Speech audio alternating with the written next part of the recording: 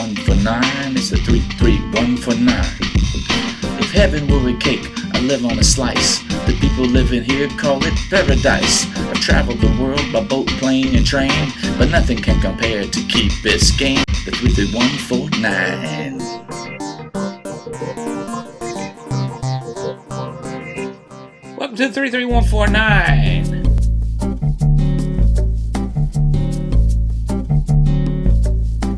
What the allure of an inaugural cruise? You're about to find out. Oh, The wrap-up edition of The Allure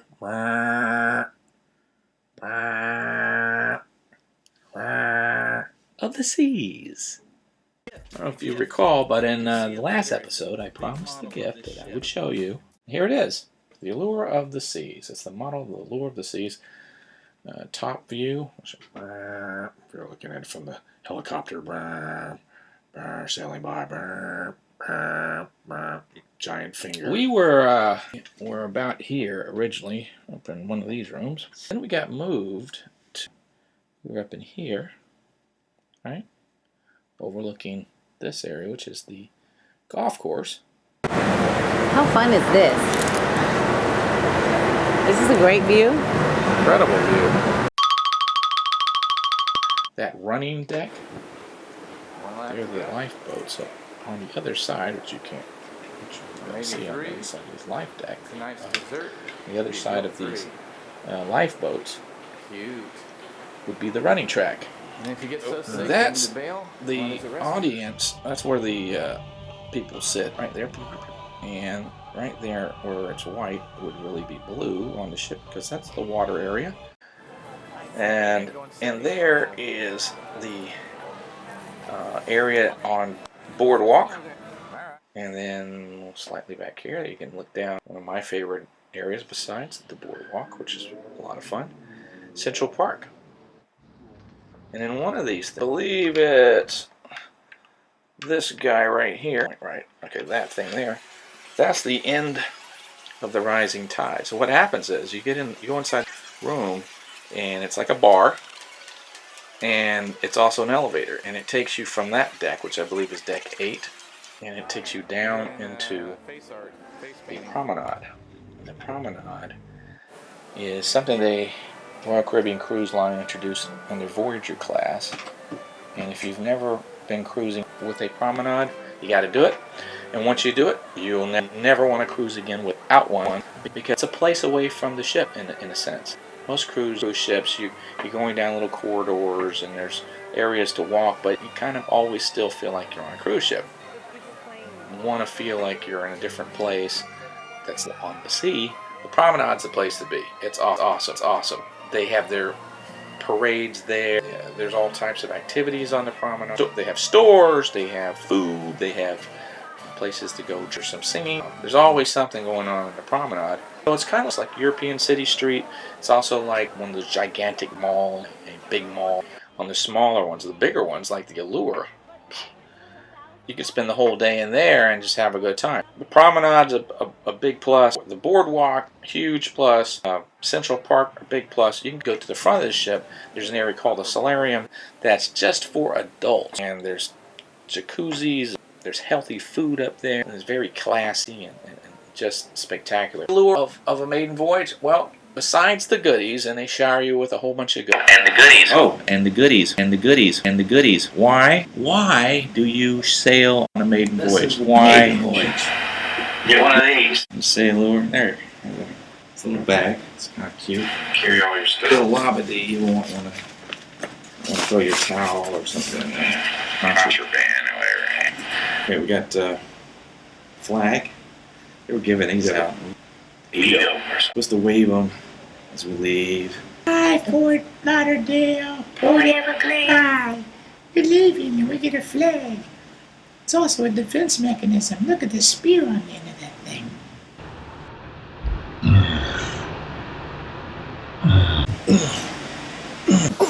You can stab all the other jealous passengers from the other ship. Hey, fellow Carnival passengers! This better be good. I'm eating over here.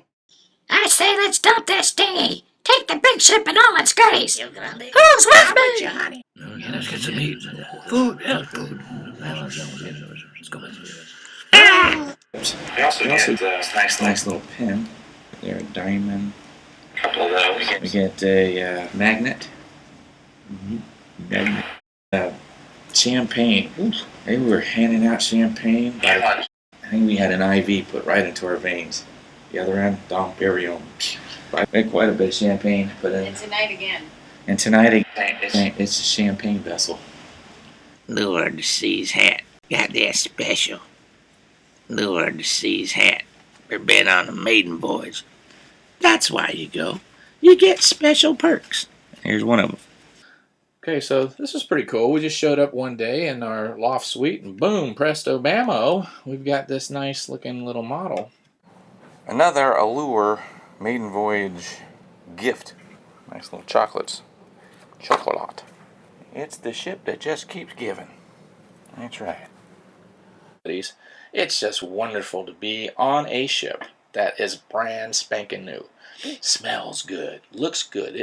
I mean, who doesn't like brand new things? And to be the first people on a cruise ship is spectacular.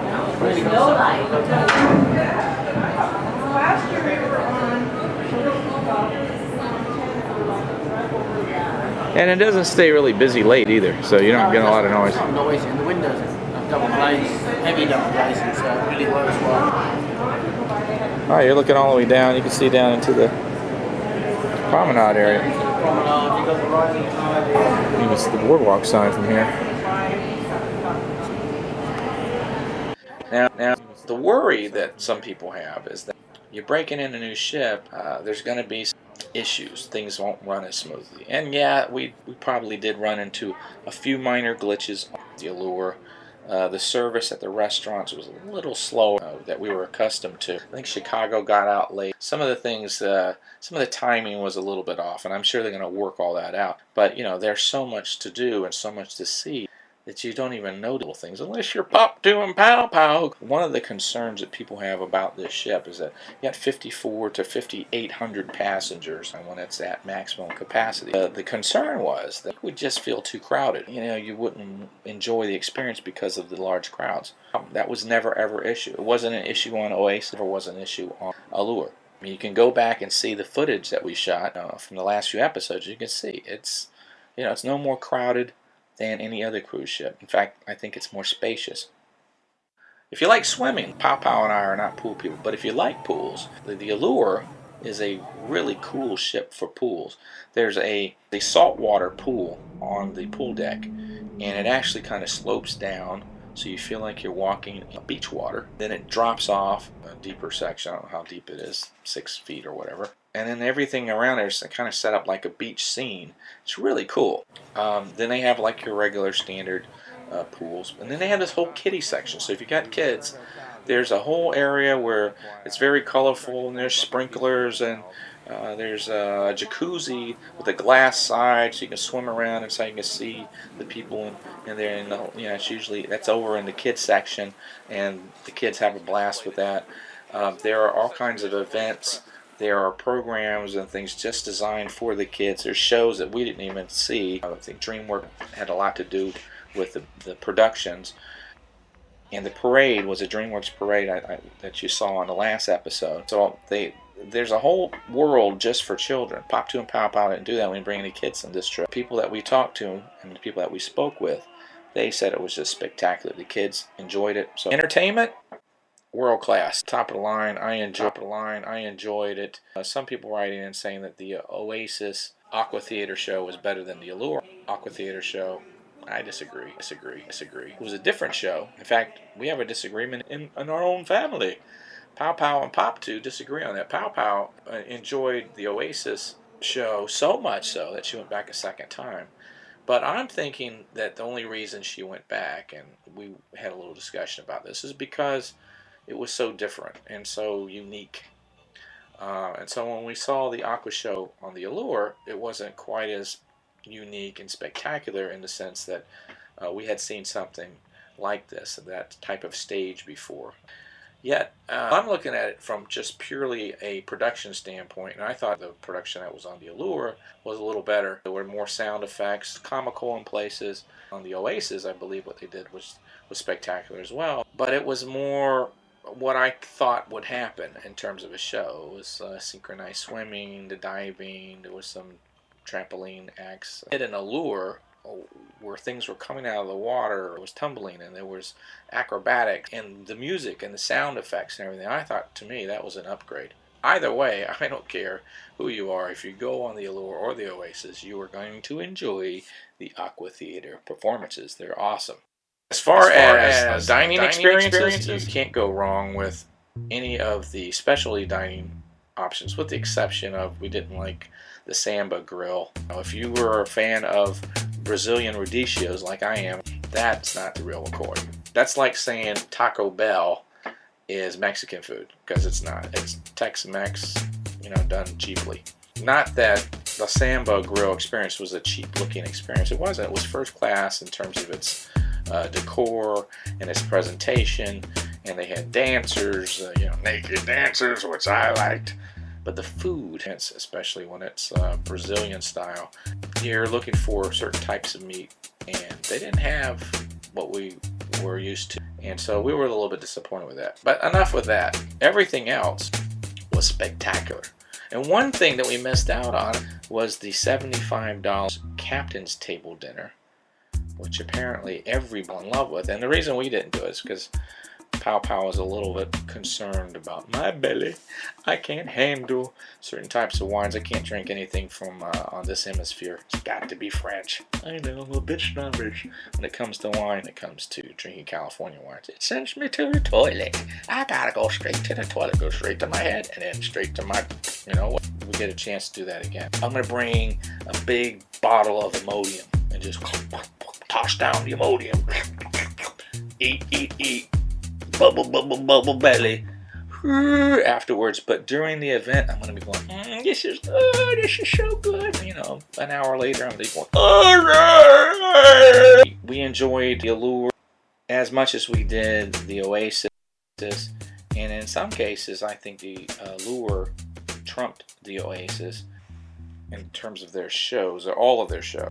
I thought Hairspray was produced a little better than Chicago. The Chicago show was spectacular. There was a noticeable difference between the lead actress, the ensemble. When there's that much of a discrepancy, you notice it, and